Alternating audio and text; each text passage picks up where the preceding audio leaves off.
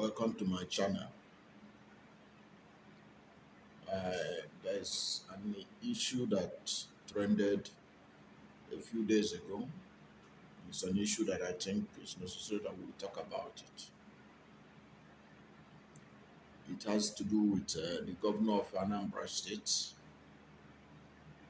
and the vice professor Chukwuma Soludo and the presidential candidate of the Labour Party, Mr. Peter Obi. It was an issue that it was an emotive issue. The governor of Anambra State, Soludo, was allegedly addressing stakeholders of his political party, and he took a jab, allegedly, on the presidential candidate of the Labour Party, Mr. Peter Obi, and said that, allegedly, those in the Labour Party, those who come to the Labour Party from Abga, they are going there to labor in vain. That there is no way a political party that has no councillor can produce a president. It was a story that the newspaper owned by the presidential candidate of the All Progressive Congress, Bola Tinubu, the Nation newspaper, ran with that story, and it became a trending story. So, but when you look at that story, initially when I saw it, I knew that there has to be a response from the Soludo people to debunk the story. And good enough, Soludo debunked the story and said that there was no truth in it, that it was a misrepresentation of what he said.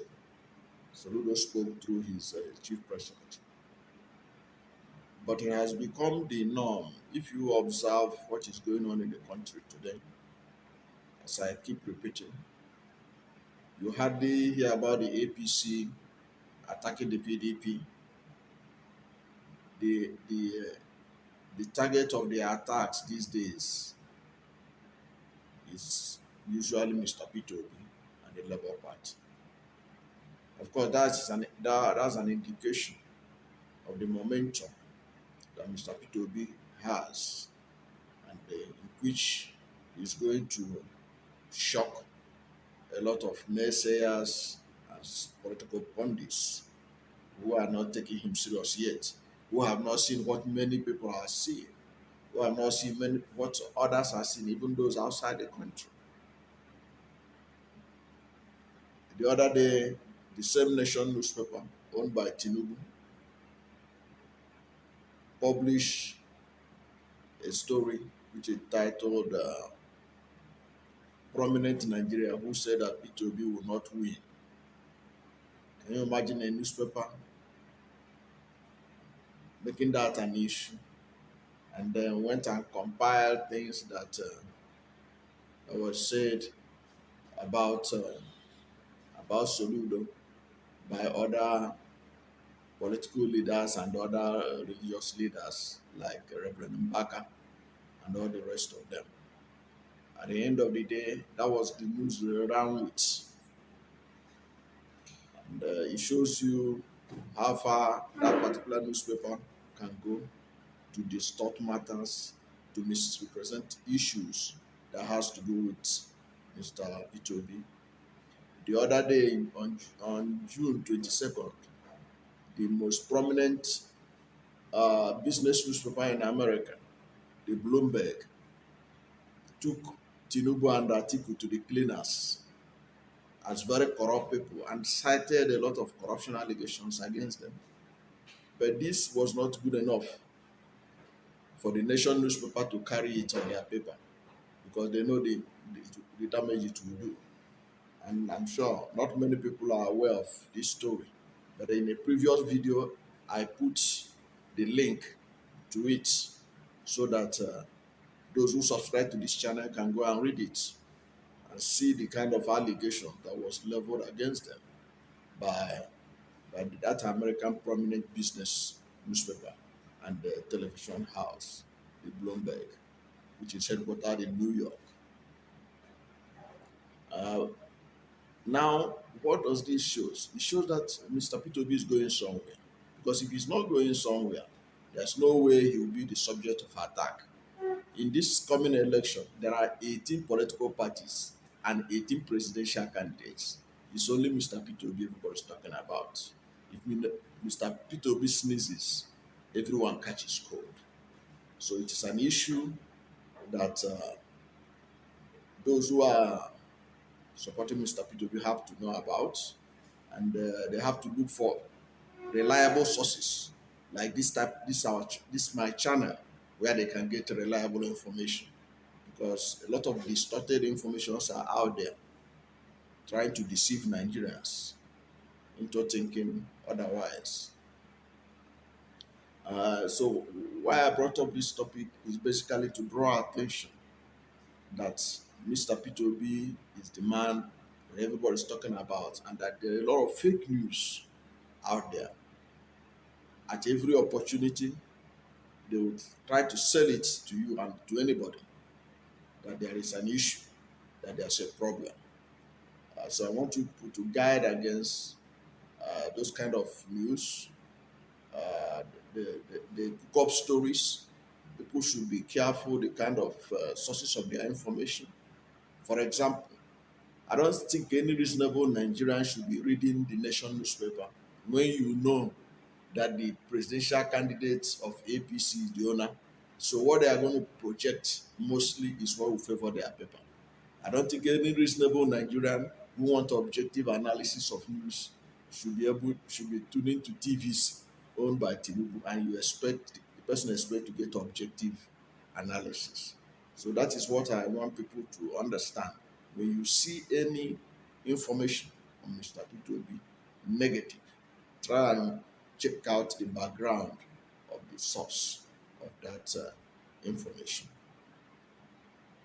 Uh, Another issue that I want to iron out to discuss with us is the issue of the ongoing alliance talk between the presidential candidate of the All Progressive of the presidential candidate of New Nigerian People's Party (NPP), Alhaji Rabiu Kwankwaso, and Labour Party through Mr. Peter Obi. There have been this talk about alliance, but I think that alliance will not work.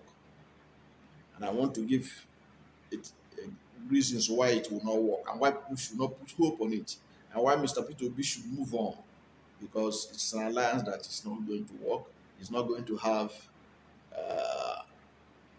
see the light of the day. If you watch Channels Television on Sunday, you see Abdulmumin Jubril. Abdulmumin Jubril used to be a campaigner for Aswaju Bola Ahmed Tinubu.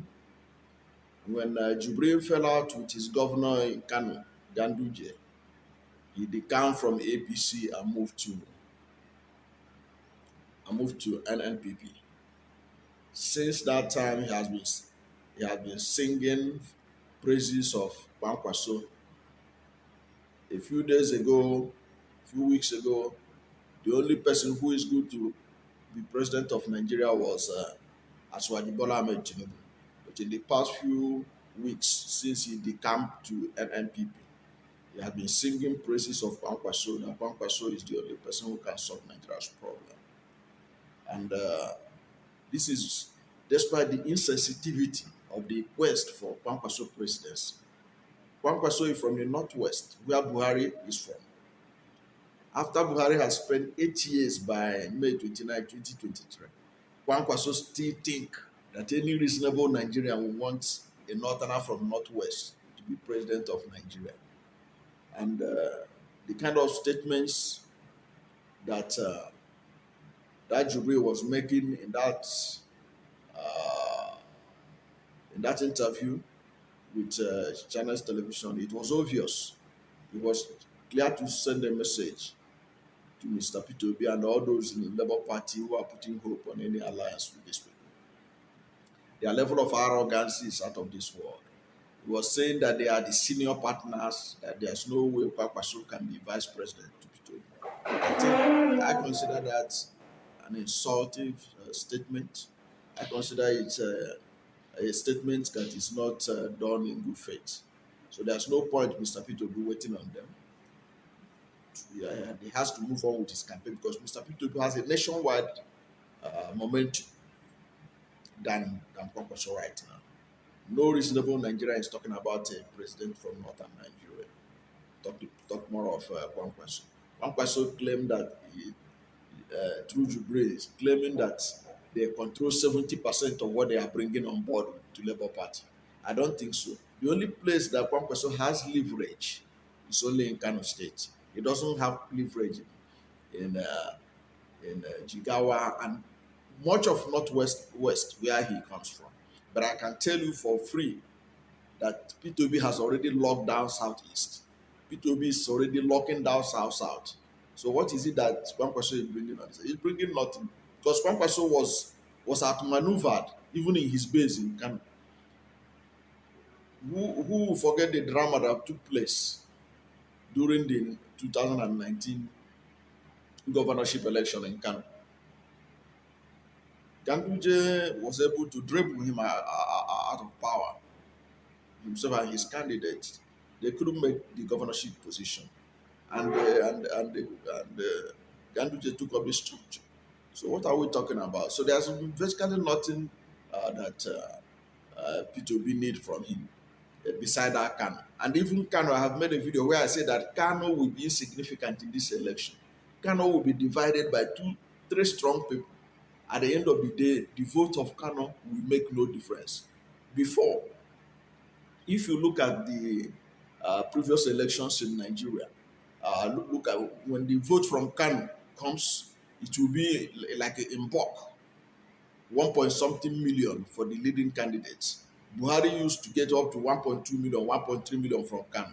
But in this election, none of the, as Wajibola Tinubu cannot be able to get up to 1.2 million in Kano. Kwankwaso will not be able to get up to that. P2B will not be able to get up to that. It will be shared to the level that when the bulk votes that P2B will make in his stronghold comes, it will make the quantity of vote coming from Kano insignificant, irrespective of who wins Kano in 2023. So that is the basic fact. I have taken my time to study the electoral process in Kano and what is going to happen in 2023. Kano is not going to make any significant impact. So there's no point cutting Kwankwaso. Kwankwaso should go for presidency under NNPP. Let us see how many states he can be able to win. Mr. Peter Obi of Labour Party should go ahead with his campaign. Let him contest under the Labour Party. That is basically the truth. Because I think that Kwankwaso and his supporters, they are not being fair to Nigerians. Because I do not see, as I said earlier on, why somebody from the Northwest want to be president in 2023 after President Muhammad Buhari's end of tenure. It is insensitive. It shows lack of regard for other Nigerians. And I think that Mr. Peter Obi should not take it. Labour Party should not take it. I think they should just forget about the NNPP alliance. It doesn't make sense. And they are boasting that their man is more qualified, more experienced, and all that. And who told them that? Who told them that? Mr. Peter Obi is the best candidate right now in Nigeria. Even the international community are aware of this development. So there's no way that Kwankwaso can bring himself into the level of momentum that P2B is right now enjoying. Even the massive voter registration you are seeing all over the country, they are all as a result of Mr. Peter Obi. He was the one that arose the consciousness of the youths of the insiders and other Nigerians to begin to demand for their voters card, to begin to register to vote. So that is enough message to everyone who cares to listen. And if you watch, even people who were hitherto not given to Mr. Peter Obi are beginning to see what is building up, the momentum that is building up. A whole lot of respected columnists are now beginning to see something in Mr. Peter Obi, which some of us saw a long while ago, a long time ago. So I think the best thing is for Mr. Peter Obi and the Labour Party to concentrate on how they are going to win the 2023 election without any alliance with Kwankwaso. Already I have said it elsewhere. This election, there will not be a winner on the first ballot, but Mr. Peter Obi will control more states than any of the other presidential candidates, but ahead of the rerun election that will be held. Because I believe strongly that votes will be shared even in places that many people never expected it. I believe that Peter Obi is going to lock down South and Southeast, and already he's beginning to lock down North Central Nigeria, and it's going to be massive. And what will even add impetus to his locking down North Central Nigeria is let Tinubu go ahead with his gambit of Muslim tickets. That is what he will need to win the presidency of Nigeria. They are telling him that only Muslim tickets can help him to win northern Nigeria. Some of us, we have already studied the dynamics, and even that will not help him. He's going to lose. Yes. So without the projections I have on this election, Peter Obi will have more states than any of the other presidential candidates going to the 2023 after the presidential election 2023. Peter Obi will win more states than any of the other presidential candidates. He will be the number one. Perhaps Bola Ahmed Tinubu will come second. So the next race that will follow after the first ballot will be between Peter Obi and Bola Ahmed Tinubu. That will be the battle of two southern presidential candidates. That is what is going to play out after the first ballot. So Mr. Peter Obi don't need to beg Kwankwaso or anybody. What he must do is to continue the ongoing campaign, and those who are supporting him, the obedience to continue to send out the message to all corners of Nigeria, and already spreading. Before, people were saying that this Peter Obi momentum is being built on the internet. Now, even where there are no internet, in many places in Edo State and other parts of Nigeria, Mr. Peter Obi is penetrating all these places, and he has become the face of the future of Nigeria, and that future looks bright, if you ask me. So that's my